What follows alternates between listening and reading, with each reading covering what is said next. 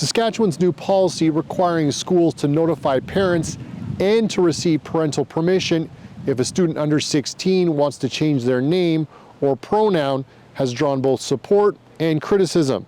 Premier Scott Moe says the government made the policy after hearing concerns from parents, and it's meant to keep parents informed. Including queer sexual health. Protests have happened recently in both Saskatoon and Regina against the policy.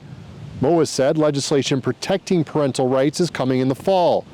The Saskatchewan United Party is calling for Moe to invoke the notwithstanding clause in order to prevent the policy from being affected. The government says it's not ruling that out. In a statement to CBC, the government says, as Premier Moe has indicated, our government is prepared to use all tools to ensure that parental inclusion and consent policy remains in effect.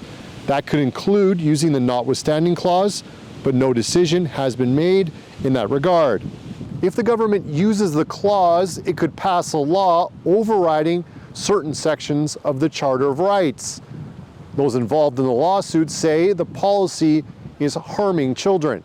It's very disappointing that the government is already talking about using the notwithstanding clause, but it's not surprising. It means that the government recognizes that this policy is likely unconstitutional, and they are sufficiently indifferent to the well-being of children in Saskatchewan schools.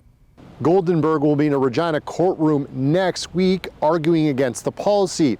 He and his co-counsel will also be asking the judge for an injunction to pause the policy while it goes through the court process.